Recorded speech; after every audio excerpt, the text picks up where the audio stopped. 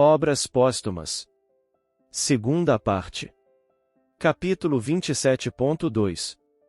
Constituição do Espiritismo. Dos cismas. Uma questão que desde logo se apresenta é a dos cismas que poderão nascer no seio da doutrina. Estará preservado deles o Espiritismo? Não, certamente, porque terá, sobretudo no começo, de lutar contra as ideias pessoais, sempre absolutas, tenazes, refratárias a se amalgamarem com as ideias dos demais, e contra a ambição dos que, a despeito de tudo, se empenham por ligar seus nomes a uma inovação qualquer, dos que criam novidades só para poderem dizer que não pensam ou agem como os outros, pois lhes sofre o amor próprio por ocuparem uma posição secundária. Se, porém, o Espiritismo não pode escapar às fraquezas humanas, com as quais se tem de contar sempre, pode todavia neutralizar-lhes as consequências e isto é o essencial. É de notar-se que os vários sistemas divergentes, surgidos na origem do Espiritismo, sobre a maneira de explicarem-se os fatos, foram desaparecendo à medida que a doutrina se completou por meio da observação e de uma teoria racional. Hoje, raros partidários ainda contam esses primitivos sistemas. É este um fato notório, do qual se pode concluir que as últimas divergências se apagarão com a elucidação integral de todas as partes da doutrina. Mas haverá sempre os dissidentes, de ânimo prevenido e interessados, por um motivo ou outro, a constituir bando à parte. Contra a pretensão desses é que cumpre se premunam os demais. Para assegurar-se, no futuro, a unidade, uma condição se faz indispensável, que todas as partes do conjunto da doutrina sejam determinadas com precisão e clareza, sem que coisa alguma fique imprecisa. Para isso, procedemos de maneira que os nossos escritos não se prestem a interpretações contraditórias e cuidaremos de que assim aconteça sempre. Quando for dito peremptoriamente sem ambiguidade que 2 e 2 são 4, ninguém poderá pretender que se quis dizer que 2 e 2 fazem 5. Conseguintemente, seitas poderão formar-se ao lado da doutrina, seitas que não lhe adotem os princípios ou todos os princípios, porém não dentro da doutrina, por efeito de interpretação dos textos, como tantas se formaram sobre o sentido das próprias palavras do Evangelho. É este um primeiro ponto de capital importância. O segundo ponto está em não se sair do âmbito das ideias práticas. Se é certo que a utopia da véspera se torna muitas vezes a verdade do dia seguinte, deixemos que o dia seguinte realize a utopia da véspera, porém não atravanquemos a doutrina de princípios que possam ser considerados quiméricos e fazer que arrepilam os homens positivos. O terceiro ponto, enfim, é inerente ao caráter essencialmente progressivo da doutrina.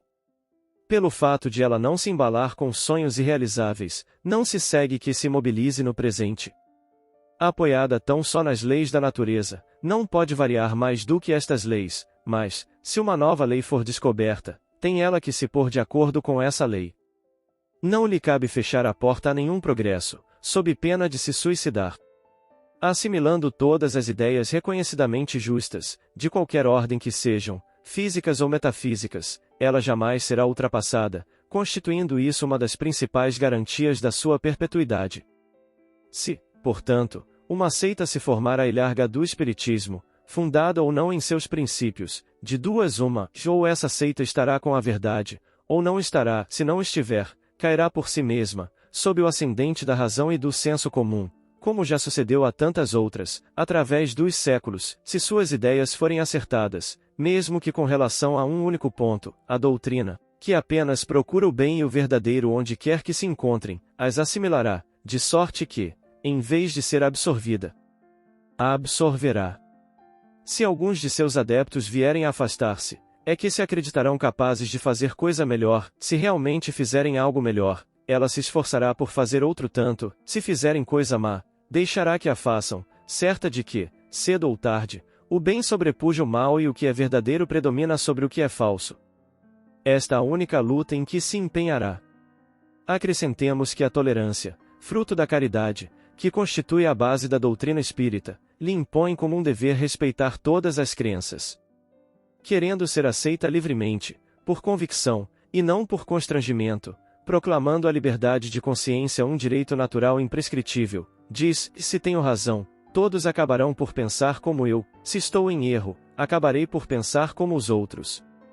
Em virtude destes princípios, não atirando pedras a ninguém, ela nenhum pretexto dará para represálias e deixará aos dissidentes toda a responsabilidade de suas palavras e de seus atos.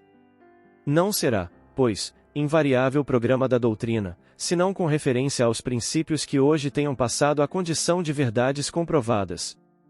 Com relação aos outros, não os admitirá, como há feito sempre, senão a título de hipóteses, até que sejam confirmados.